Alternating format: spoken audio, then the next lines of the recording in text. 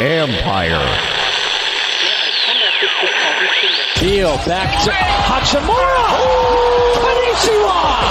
First off, happy Thanksgiving, everybody. It was more just shocking to hear from him and understanding that he gets the most assists from me and the most spoon-fed baskets ever. You know, the culture is actually damn good. To sit up there and to say you don't have a culture problem in the nation's capital, everything about the organization points to a culture issue. One guy took a in another guy's shoe. I'm a little pissed off about it, but I know how I am. I was kind of expecting it. It's disrespectful. It was like Eric Killmonger going for total domination. What's up is mine. We're not going to be fucking sunk this year. We're the Stanley Cup champions! Yeah! This podcast is all over social media, so follow us on Twitter at BeltwayBroPod, Instagram at Beltway_sports_bros_podcast. Also the Facebook group, just search Beltway Sports Bros Podcast. And you can also find us at BeltwaySportsBros.com. There's a podcast player right on the front page. If someone you know doesn't want to or know how to download a podcast app or even knows what a podcast is, just tell them to go to the website and hit play. Simple as that. Thank you for joining us today. We are the Beltway Sports Bros. I'm Matt Vizana, and as always, my brother Noel. We got a guest we're really excited about here. Former NBA scout for the Raptors and Hawks, and the former head video coordinator for the Wizards, working under the likes of Flip Saunders, Randy Whitman, and Scott Brooks, Bryan Oringher. Yeah, he seems like he has a little bit of a issue with Washington, with the Wizards as well, so it's exciting. I don't feel like I'm on an island. Look, he's not a household name, because I didn't even know who he was until he started seeing the tweets, and the guy's a beast on the tweets. Yeah, man, when you sent that to me when I was at work, I laughed out loud at my desk. It was freaking awesome. But he does have over 15,000 followers on Twitter, if that means anything to anyone. But, you know, so he's legit. Any Wizards fan or NBA fan needs to follow Bryan at Scout with Bryan. I'm telling you, he's an amazing follow. So yeah, please do that.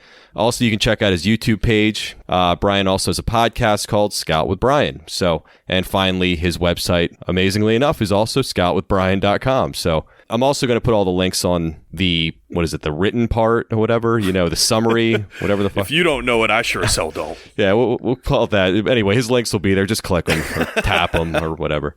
A little bit later as well, we're going to have another top 5. Dum-dum-dum, yeah. Yeah, so 2 weeks in a row. It's been a while. It's a holiday season, man. It's the gift that keeps on giving. Yeah, but first, let's start with a preview of the Week 17 matchup between your 6-9 Washington football team traveling to Lincoln Financial Field to play the 4-10-1 Philadelphia Eagles. All right, so this game is a win and you're in, right? I think we all know that. If Washington wins, they win the NFC East. If they lose, then it's a wrap. So the Eagles were eliminated from the playoff after getting stomped by the Cowboys last week, 37-17. And the game was flexed to Sunday Night Football on NBC and has a start time of 8:20. As of now, the Eagles are 1.5-point favorites. Vegas loves us, They really do. I mean, jeez, man. Well, they just got trounced by Dallas, for God's sakes.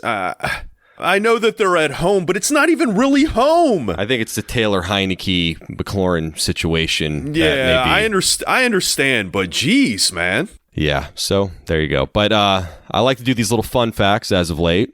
I'm going to ask you if you know this, Noel.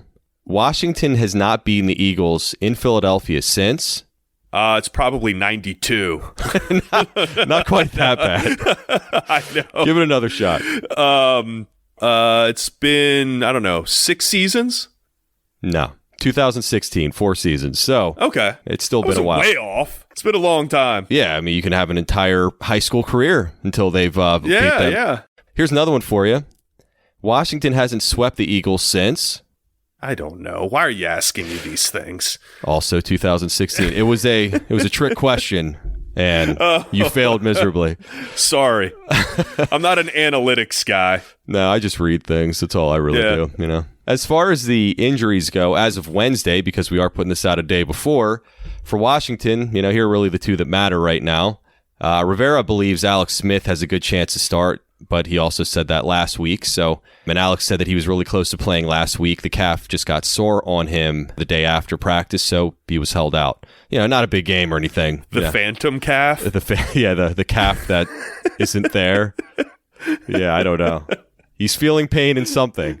in a wire or something that's in there. The ghost calf. And then also, obviously, Terry McLaurin is recovering from a high ankle sprain. That actually just came out yesterday that it was a high ankle sprain. So that's some good news.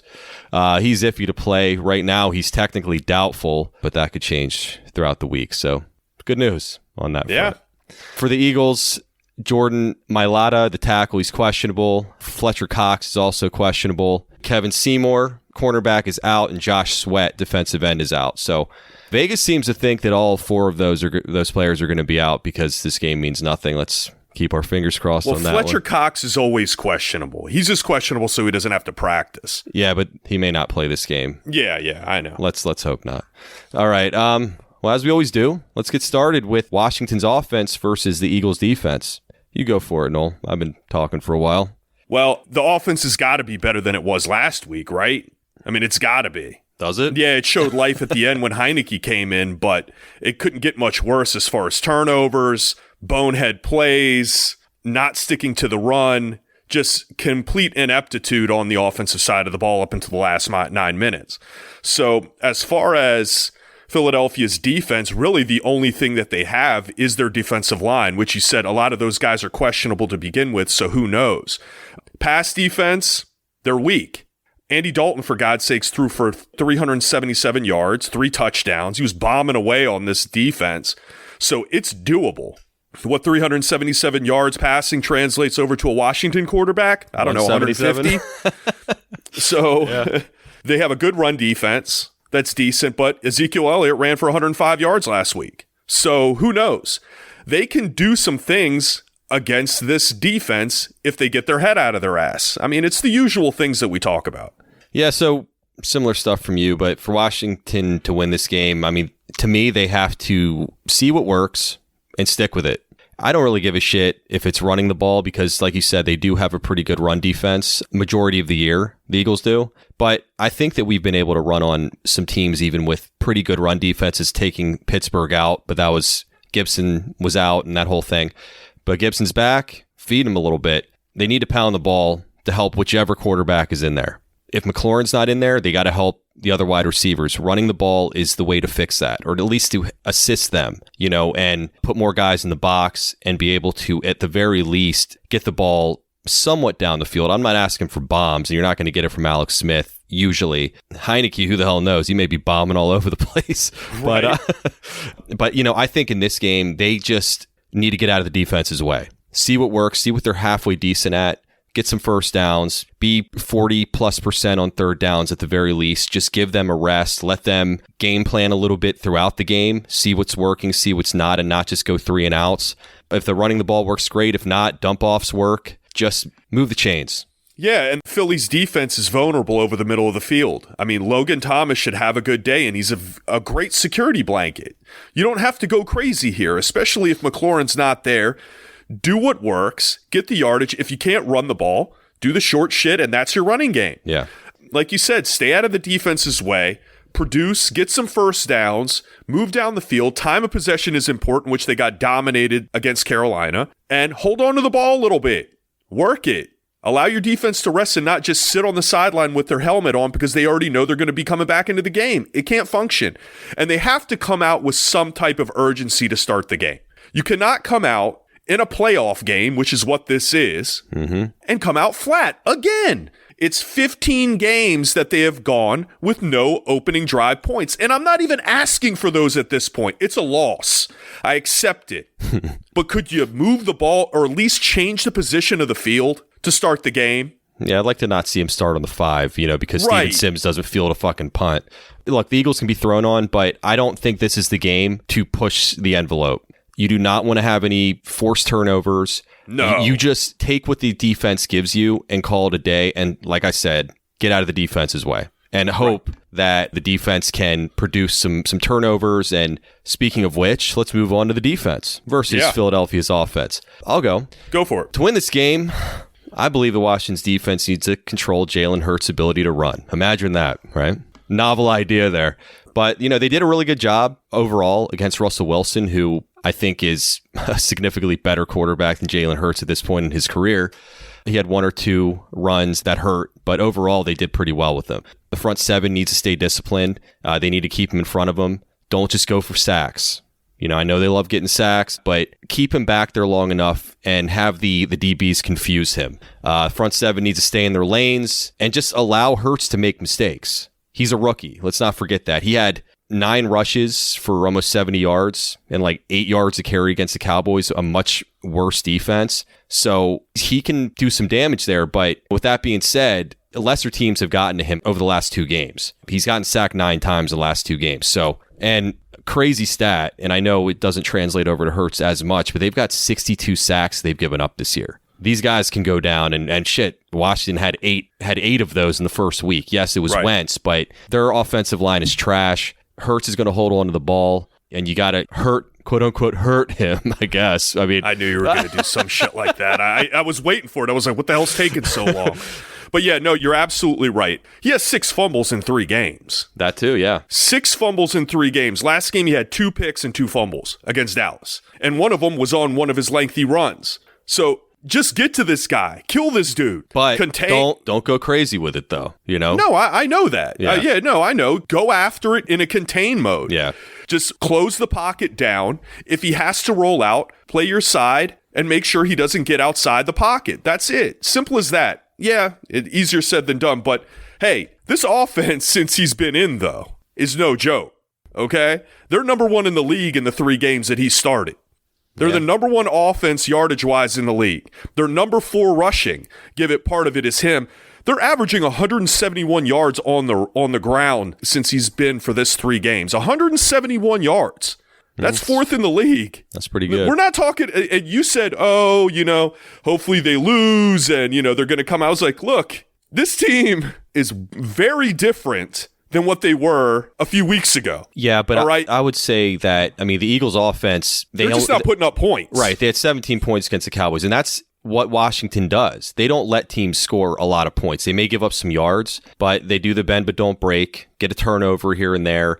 The Cowboys were giving up 30 points a game before that, and they could only muster up 17. I know they put up a lot of yards, but let's not forget that there's 3 weeks of tape on Hurts now. My point is this, though, Matt. Here's the issue, and you're absolutely right. Yeah, this bend of don't break shit, it works. They don't give up a lot of points. Washington's offense needs volume of possessions in order to score. They don't have time to be bullshitting around. They're not Kansas City or New Orleans or something like that could do wham, bam, thank you, ma'am.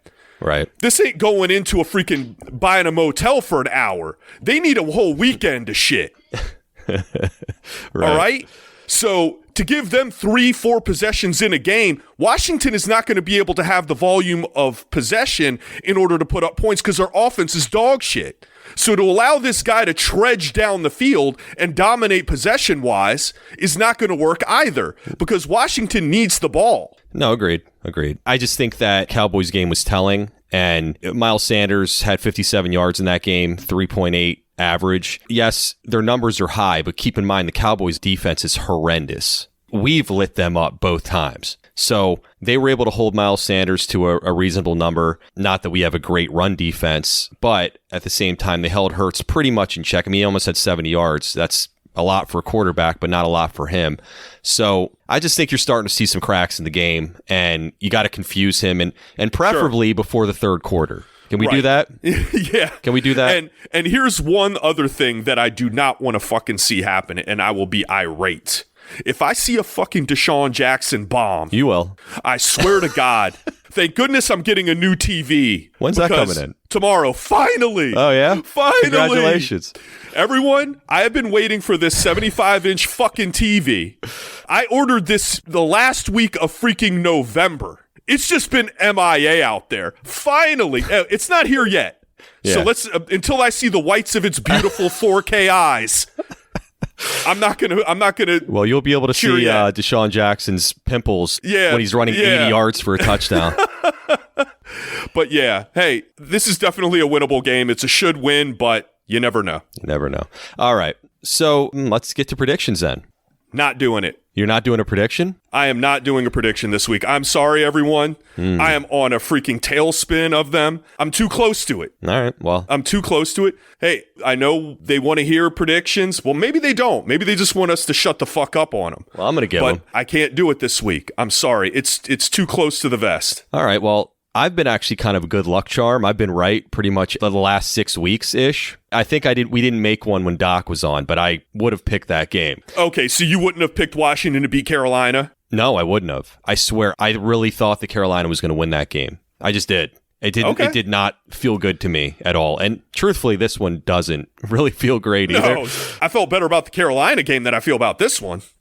That's why I'm not touching it. I'm sorry. All right, well, the Eagles have got a lot of guys injured that would probably play if this game meant something, which will help. Hopefully they don't play. It won't be a Giants reincarnation type game. The odds makers, I've been reading a lot, think that they're going to hold them out, like Cox, for instance. I just don't see Chase Young allowing this team to lose this game. I just don't. I think he's going to take over this game, and he will die on the field to make sure that they do whatever they possibly can. He did that last week. I just think that they're not going to make as many mistakes this week. I mean, they had 4 turnovers in the first quarter. You don't have Haskins there anymore. I think that he was a real bring down for the entire team, and you could really see that. I think that we're underestimating how much of the morale he was bringing down because of it's like having my mother-in-law in the house, for instance. She won't hear this. We're going there. Yeah, it's like, we're in the common area. I don't get to be myself because she's there. But it's kind of the same thing with Haskins. He's kind of like that guy you don't want there, but you have to grin and bear it. You know what I mean? And I feel like once he was out... He's my quarterback. He's my quarterback. And you could see it in Chase Young's eyes. He was pissed that he was even there after that press conference. He didn't want him there. And the teams really seemed to rally around Heineke. Again, hopefully Alex Smith plays. And, I think a lot of it's going to have to do with McLaurin and Smith playing. But even so, I see them making Hurts look like a rookie this time. I think they got enough film on him. Hopefully it starts prior to halftime. But the offense just doing enough to get them over the hump to win this game. It's going to be tight. Stomach's going to be in knots the entire game, I have no doubt. But I think this game's going to end with Washington winning in a 17-13 game. Wow. Yeah, that's... I guess that would be a good scenario for Washington because of their defense. I think it's going to be a little bit more higher scoring than that. But like I said, I'm going to give this one a wide berth. And I just hope that they win and we can move on with our lives and move on to the playoffs and see who we're going to enjoy in that game. Well, I think if they can somehow get through this game, McLaurin doesn't play, I think that they'll be at full strength at that point and we'll have a much better chance. All right, enough of that. Coming up next, we're going to have an interview with Bryan Oringher. Stick around for that. It's almost that time when you put your name in a grid and hope that your box hits the final score, but you don't have to wait until February to start winning. With Boxes, you can play box pools every day for every game. Boxes is completely free to play, and you can win big. Washington football fans who download the app from the App Store or go to boxes.com, that's BOXIZ.com,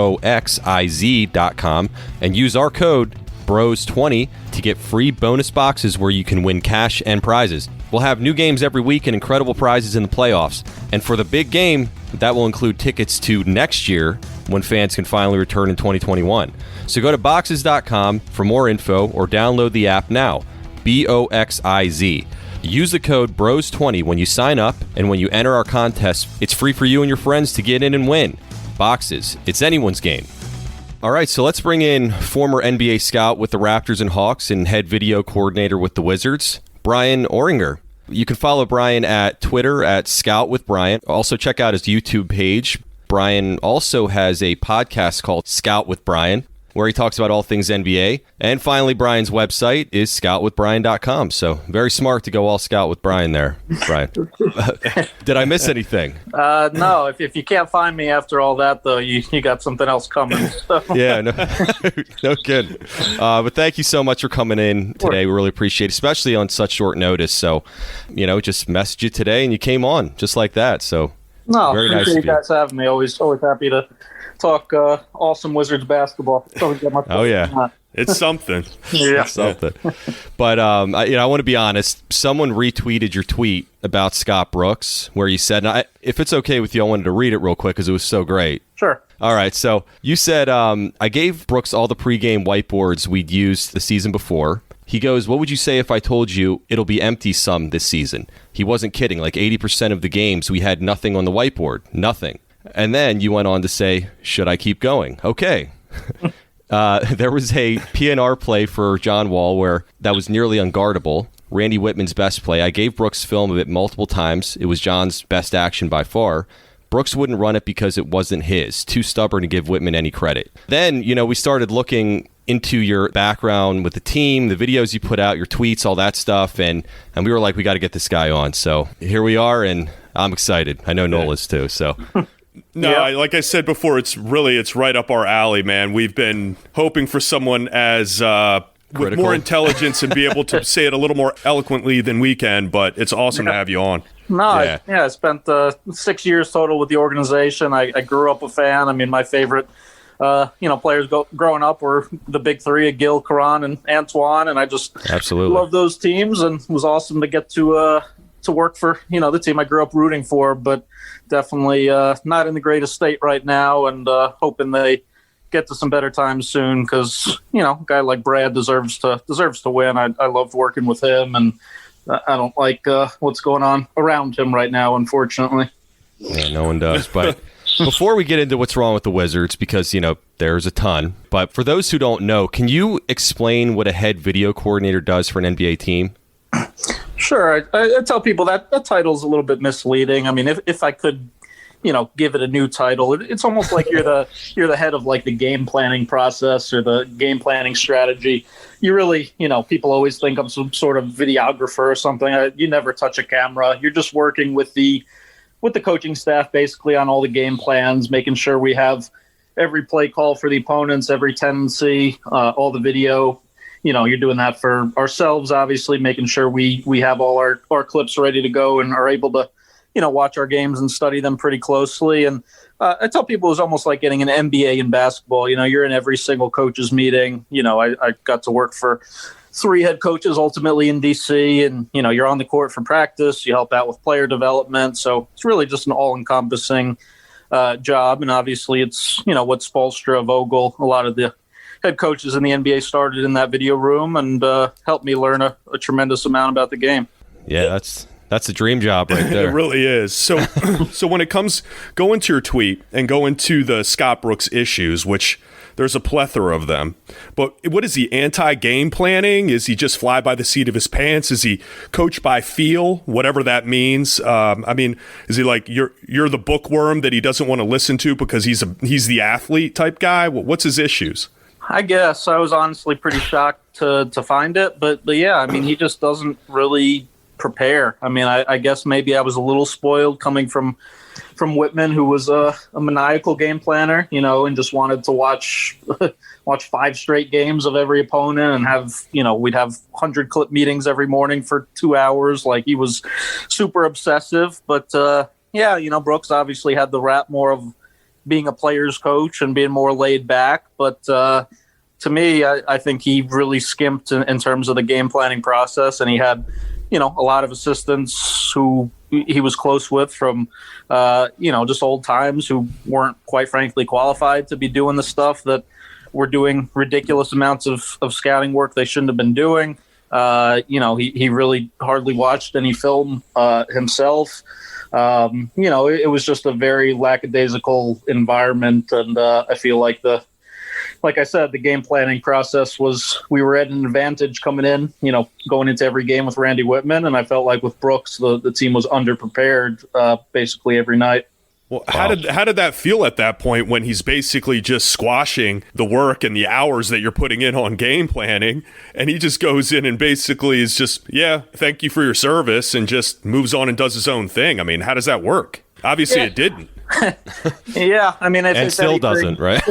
I'm thankful at least that it, affirmed for me that stuff is important, right? That I think the preparation side is vital, and like when he got there, like the quote you read, actually, for example, where he said, what if I told you the whiteboard would be blank a bunch of nights? There's obviously two schools of thought, right? There's the extreme, hardcore Bobby Knight, Randy Whitman style, which is to ride players pretty hard. And then there's the total opposite end, where Brooks, is pretty buddy and tries to cultivate, I guess, a more positive environment. But, I guess the real best answer is probably somewhere in between them because, even though maybe Whitman was a little too extreme at times, I mostly found Brooks, like I said, to be, way too laid back. And, I guess it worked for him to an extent in Oklahoma City, but it just clearly has not worked out here so far.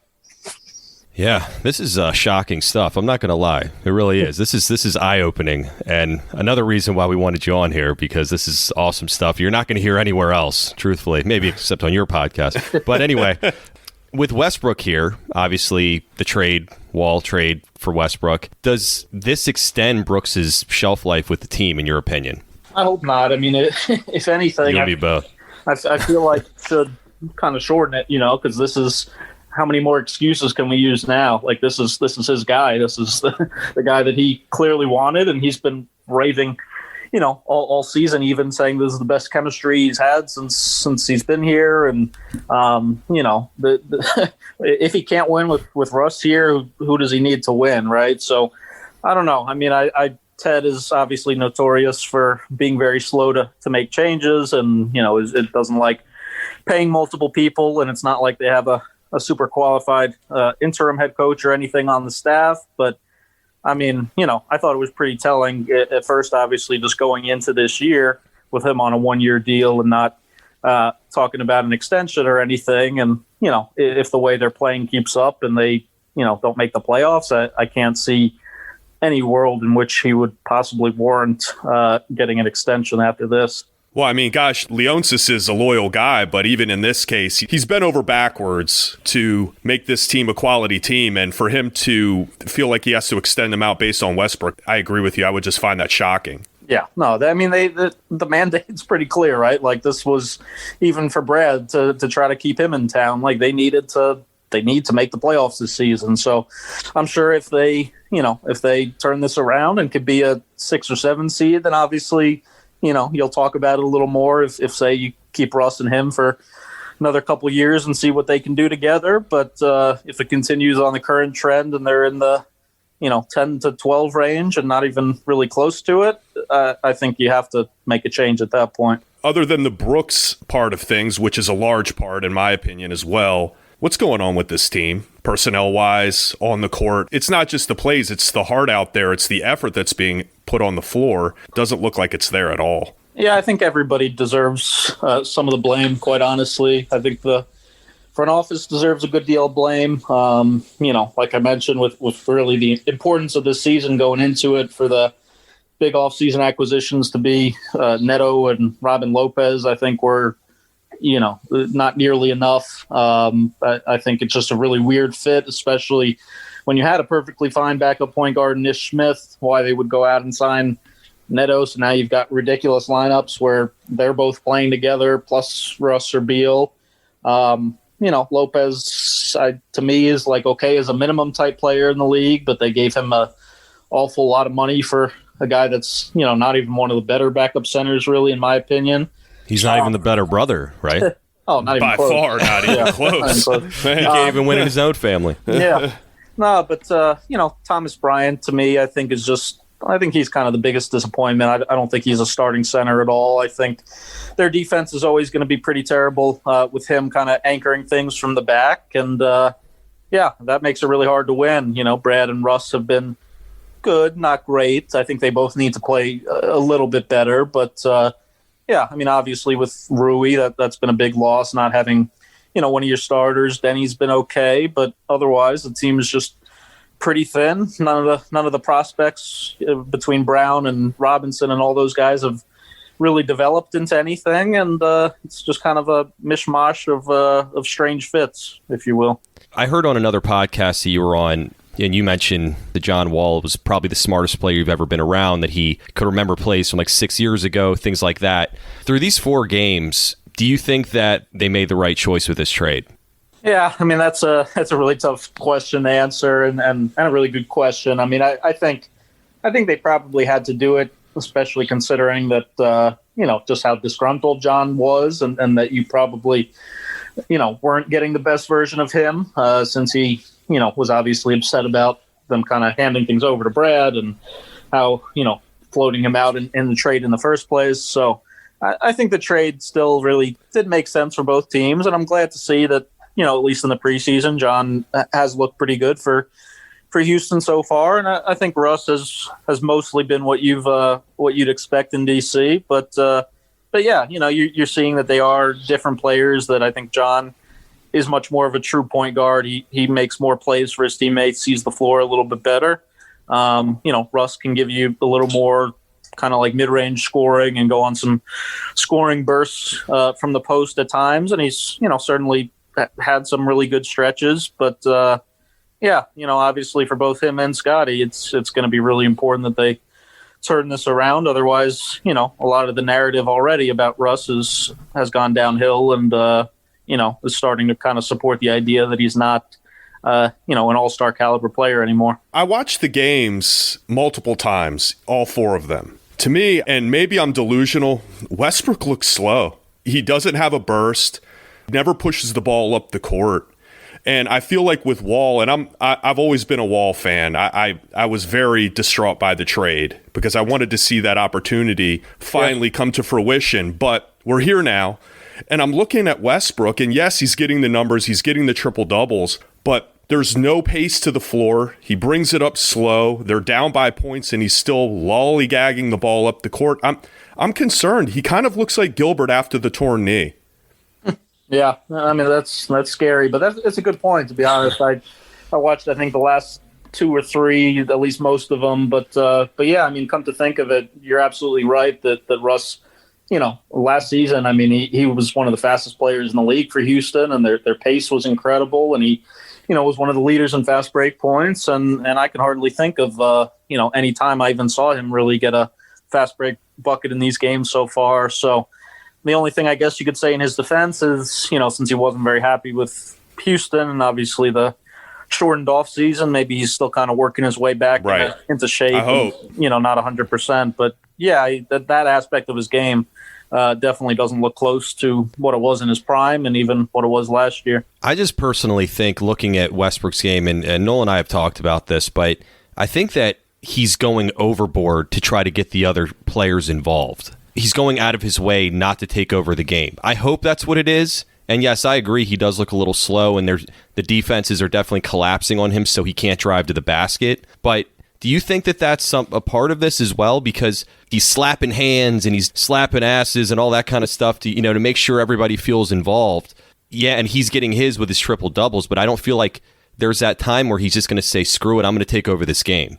Yeah, I think he's definitely trying to kind of feel his way out a little bit. I think certainly last year in Houston, I mean, he had a big role, but Harden's the alpha, right? You always know in Houston that Harden's going to dominate the ball. He's going to take the last shots. And I think maybe he came to DC thinking that guy would be Brad. And Brad's obviously a great player, but that's also not really his personality, right? Him and John even always kind of bickered over that, and who would take the last shot was always a conversation. And Brad at times has moments of him being way too passive and not really taking over games when he should. So I think Russ is certainly trying to balance being the new guy, balance being a leader, balance being second fiddle to Brad, but then also probably needing to take over the game at times. So not an easy position for him, and I do think he's a big part of the reason I'm not willing to write off the season yet. I mean, I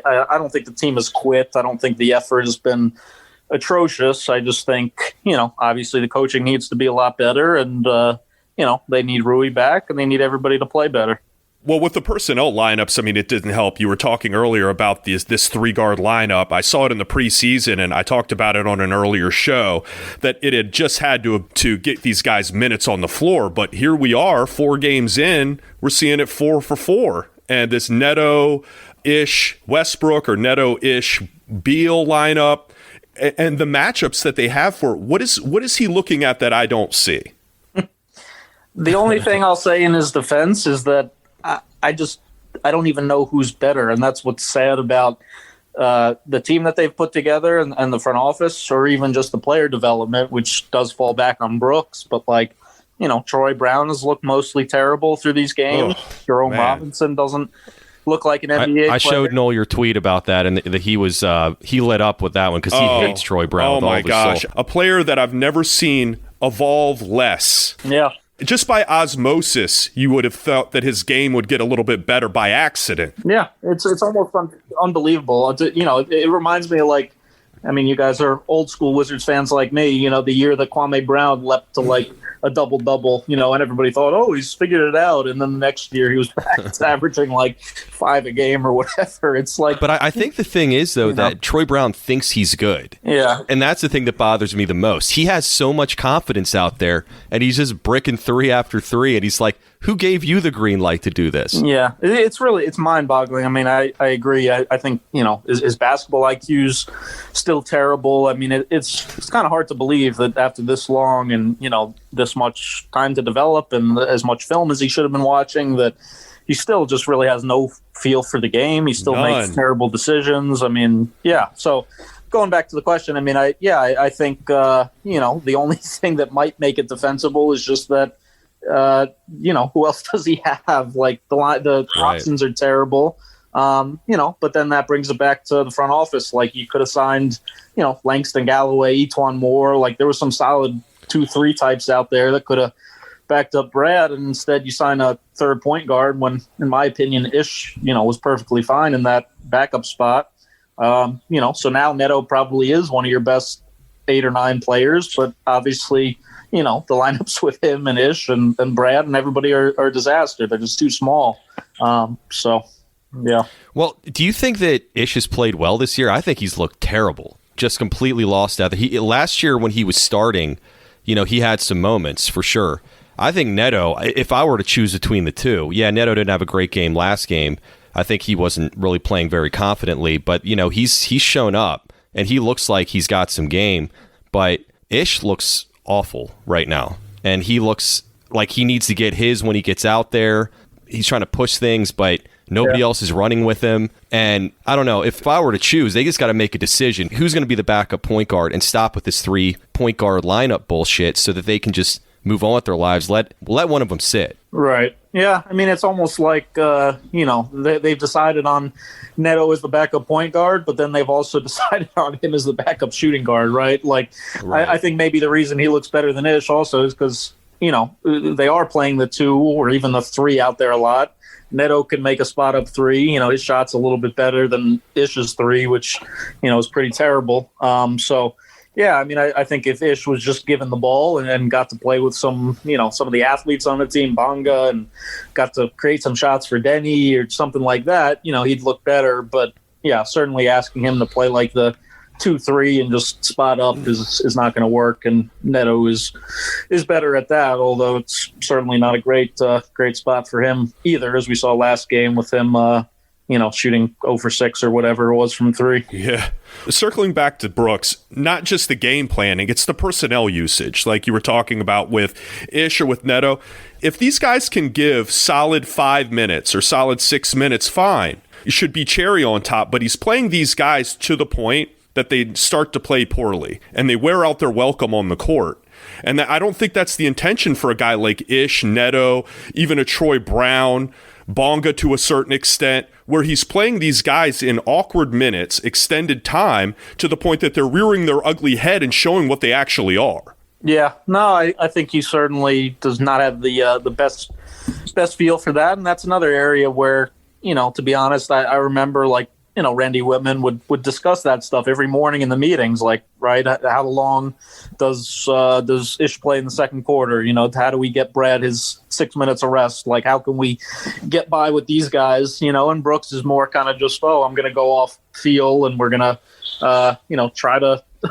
try whatever lineup. Fly by the seat of his pants. See what happens. So, yeah. And it shows up on the court for sure. And I just put out even a video on YouTube, breaking down the Orlando game when they're up 17 at the start of the fourth Right. quarter, and even Drew Gooden is saying on the broadcast like, no, put Brad in, Get these guys out. Go for the throw. They need to crush this team right now, and he not only doesn't do that, he also lets them score not once, not twice, but like 4 times before he finally calls timeout. And those things just are poor decisions that cost you games, quite frankly. This is the second season my wife has ever watched NBA basketball. She's become a huge Wizards fan. She's screaming at the TV. Why don't you put these guys, when Drew was saying this on TV, you say, just put them back in. Put the foot on the neck and end this thing. Well, when Justin Kutcher or whatever have a better feel than your head coach, it's Right. it's not a good sign, Yeah, it's getting out of control. He's like actually quasi bashing Brooks. Like, what's with these lineups? They're getting crushed out here, and like he's sitting there and saying this. And you're right. He has a better feel than Brooks does. It's unbelievable. Yeah, it's no. I mean, that one in particular was just kind of mind-boggling. I mean, I understand. Okay, you want to get them rest for a minute or two, but like, okay, they're on a 4-0 run, 6-0 run. Like, use your timeout, get them back in the game.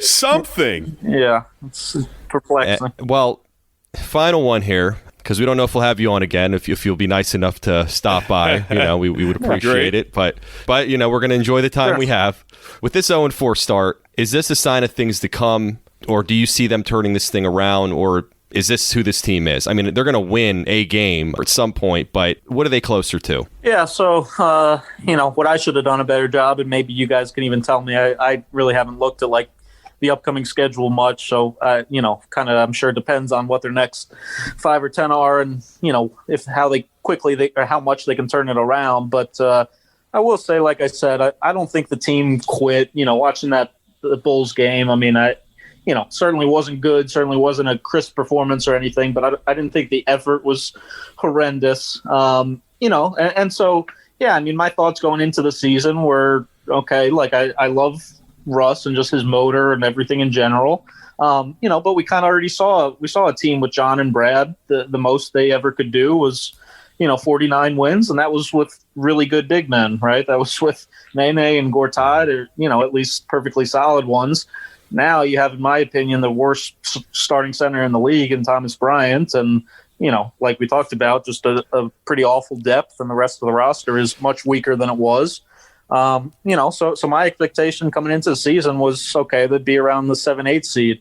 Right now, based on what we've seen, I'd probably lower that to like 9-10, which, at least thankfully this year gets you into the play-in tournament, gives you a chance to make it. But, yeah, I never really understood the people that thought, oh, this is a top 4 seed now. This is a conference finals or a championship contender. Like, I didn't see anything about the team that would suggest that. So right now, I certainly think they look closer to imploding than that kind of team. But, yeah, I mean, if they can right the ship and start to string together a few wins, I certainly think they should be in the mix at least to be in the play-in tournament at the very worst. You're saying we should bring Randy Whitman back. Okay, got it. All right. That's the only chance we have. Yeah, do it.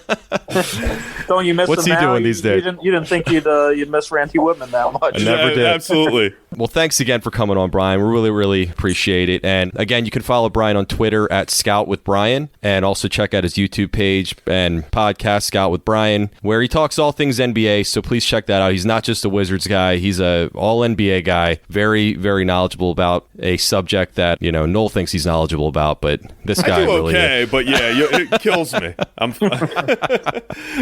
And then also check out Bryan's website, scoutwithbryan.com. Keep in mind that's with a Y, not an I. So if you're searching, make sure you do that. So anything else, Bryan, that we can promote for you? No, I think he had mostly everything. I think just I'm sure Wizards fans would like that video, or not like it, but be more distressed by the video I just put out of the no doubt the Orlando fourth quarter. But yeah, was not fun to watch.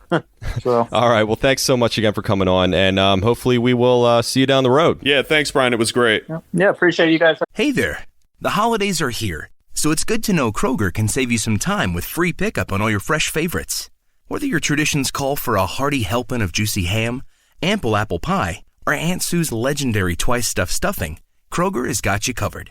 So order for free pickup at Kroger.com or the app, and get more time to get your holiday on when you grab your groceries curbside. Kroger, fresh for everyone. Free pickup on orders of $35 or more. Restrictions may apply. Have me.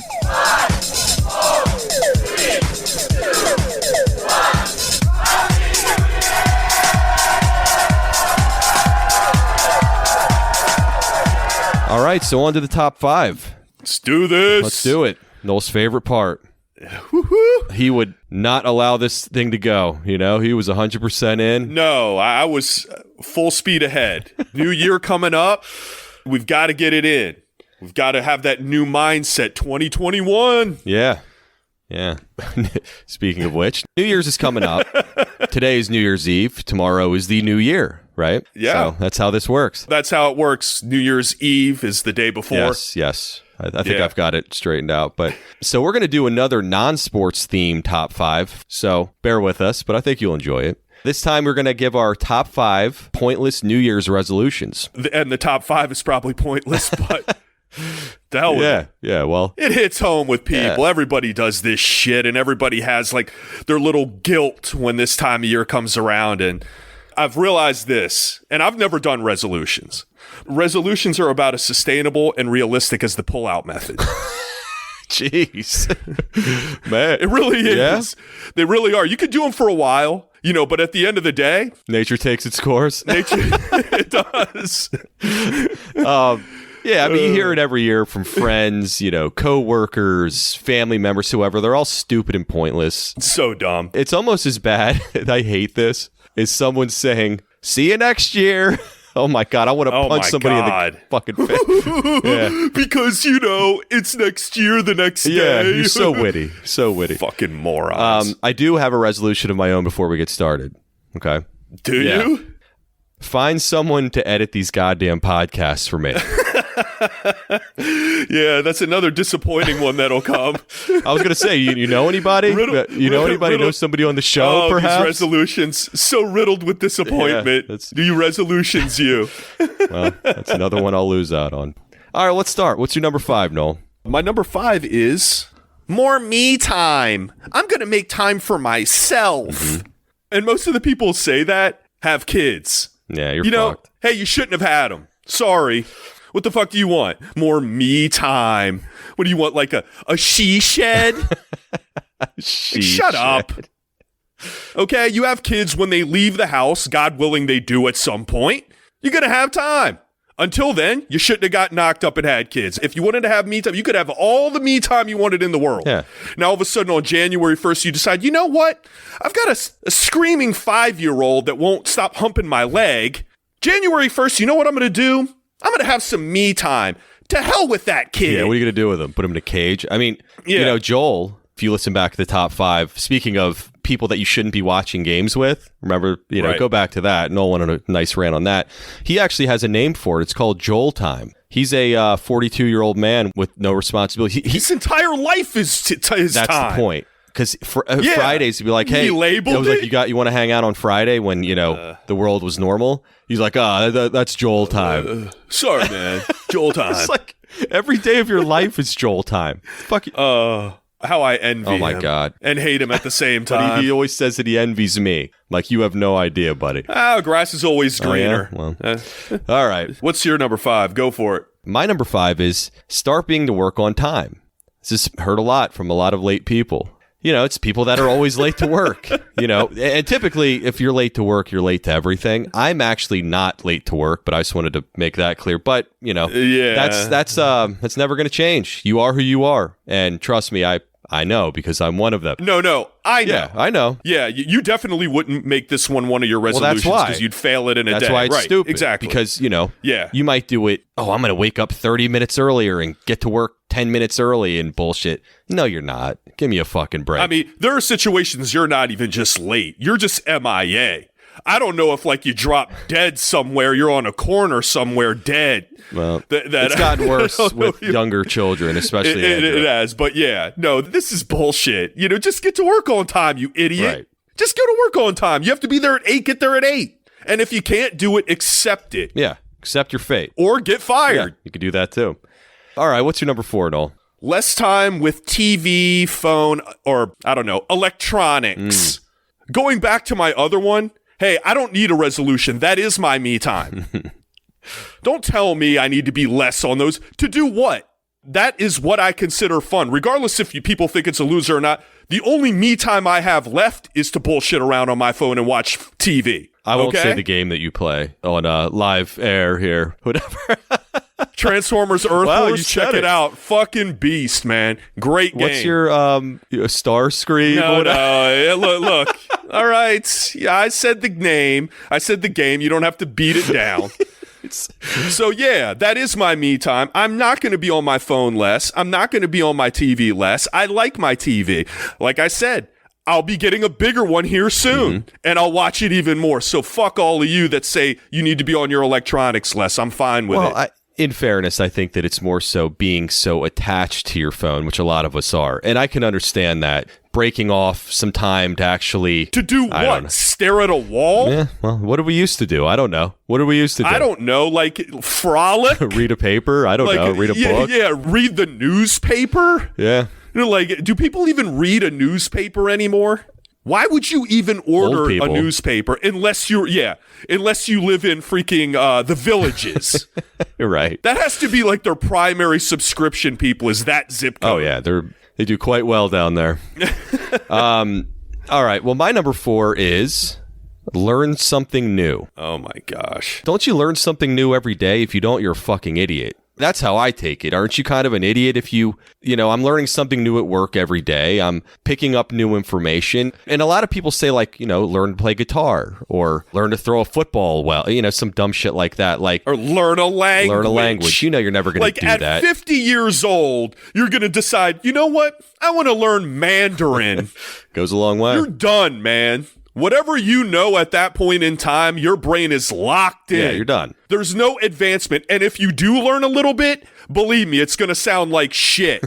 I've heard people of older ages try to pick up like Italian or Portuguese or something.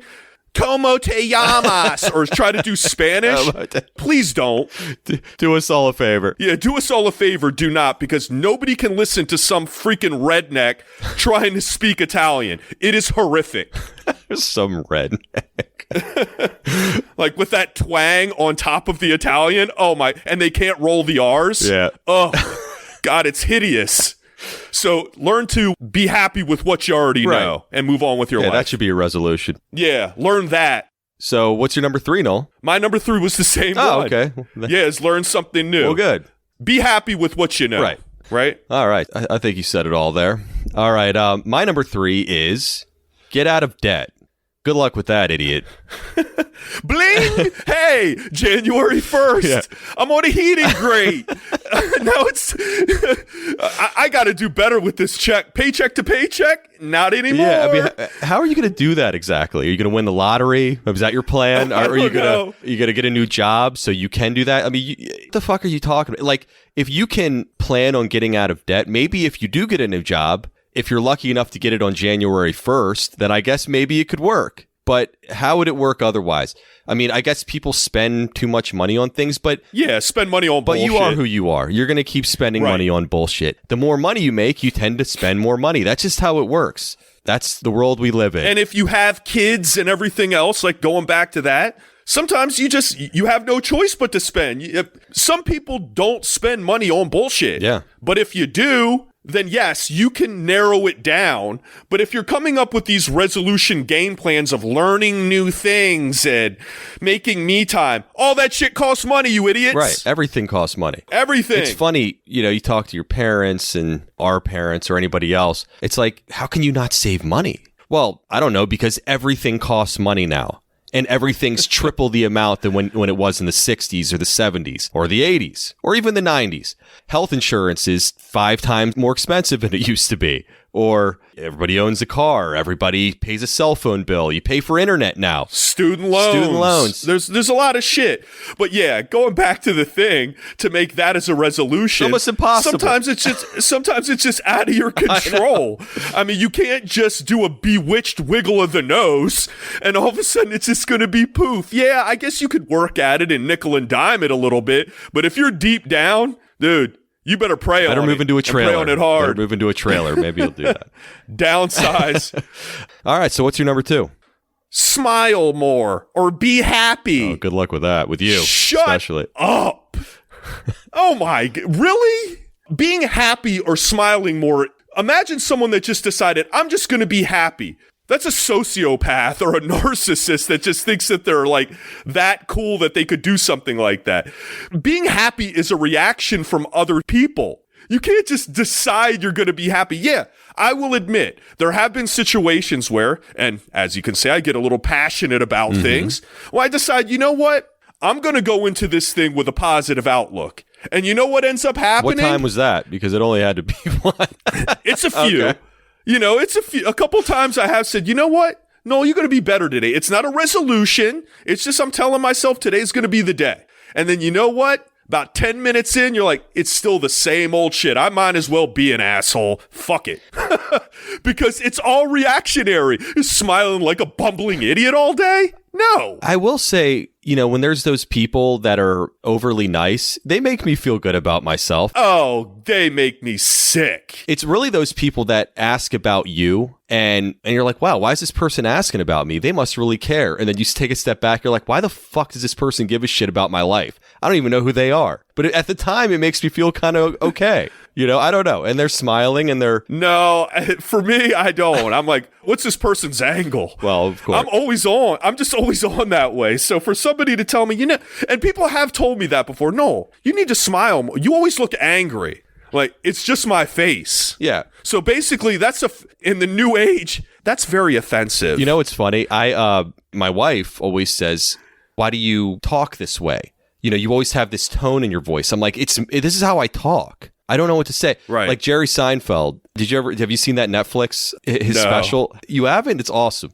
No, but he goes, his wife said the exact same thing. He's like, this is how I talk. The exact same scenario. And I was watching with Chris and I was like, you see? You've known me for 15 years by now or however long it is. Yeah. You know the difference between me being an asshole and just having a tone or how I talk. It's just how I talk. So it's just me. No, so if I sound like an asshole when people are listening to this, I sincerely apologize. Could you see me all of a sudden on New Year's Day? We decide next week to do a show and you see my puss on freaking Zoom. Hey, having a smile on my face and looking like you had an aneurysm or something. Yeah, you think, what the hell is he on? Yeah. That would be your first thing. And everybody around me. I mean, this is just how it is. So don't tell me to smile. I'll remember that. Thank you. Maybe next year, Noel. All right. So my number 2 is, speaking of you must be on something, the people that say they're going to quit drinking or smoking. I hear that so often. I don't know about you. Oh, that's one of the number ones. Yeah. And so many times from so many people, it always lasts for a week max. And then you see them with a cigarette or a drink in their hand or whatever. And it was so hard. Well, no shit. You're addicted, idiot. You can't just stop on January 1st without an actual plan. It's a conscious decision not to do it. Right. It's not something you can snap your fingers, just like the dead or anything else. These people are dumb and they're just finding a reason to do something that they don't necessarily want to do. And the thing is, all these things do is just make you crash. They make you feel like a loser. That's all it does. If I decided tomorrow to stop drinking, which I will not do, and because I don't feel like I have a problem, and I don't. I've been meaning to talk to you about that. No. Yeah, right. I should drink more, honestly. Me too. But yeah, what the hell? Just like a switch. It's so dumb. I think these people feel like they have a group that is doing it and they have a community that's doing it together. You're on your own, asshole. You always are. Everybody's your brother until the rent's due. Well, we haven't talked about the list except for this one, which I think that we both agreed on, right? Yeah. This is the old standby that everybody always says when they start going to the gym. These people, you know, pre-pandemic, I was an avid gym goer, you know, had to stop for a while here, as most have. But yeah, you were getting a little jacked. Yeah, well, times have changed. It's 2020, right? 2021 is going to be different, I swear.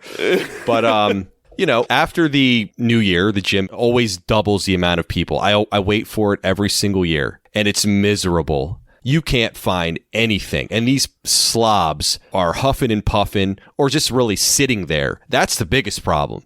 They just sit there and do nothing. Well, because they have no clue. They just think because they got a membership that all of a sudden it's going to be poof. Magic. And they're going to just be able to all of a sudden do these regiments and rep. I've actually gone out of my way just to get them off the fucking bench or something. Look, man, you're not doing this right. Like, you'll see them like, like one side's up, or they're using the machine improperly. Right. And it's painful to watch. And these people are going to get hurt. And they probably do. They probably are so sore because they haven't done anything athletic in 30 years. So they're like, fuck this, I'm never going back. And they just mess up my routine. And then, and you're talking 2-3 weeks down the road, it's back to normal and, status and quo. Then you just walk in and it's like, it's just a ghost town when you walk in. It's so nice. You can hear your own voice, the echo.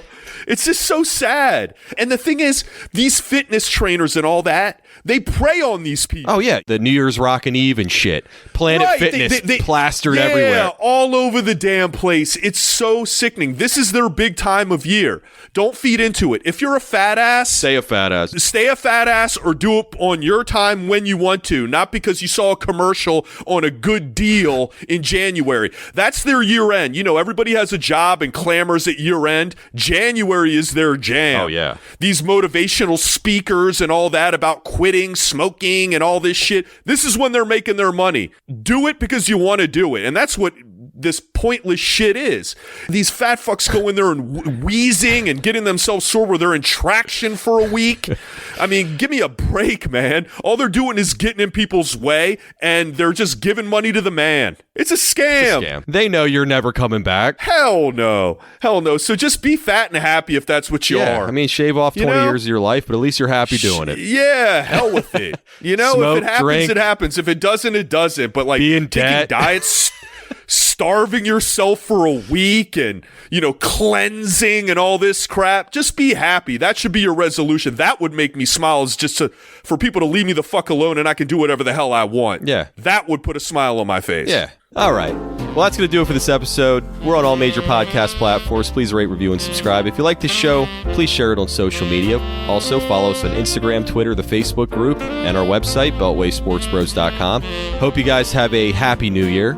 Do us all a favor. Don't go out and spread COVID so we can actually make 2021 better than 2020. So stay inside, watch New Year's Rockin' Eve with the rest of us, and be fat and happy like us. Yeah. See you next year, guys. See you next year.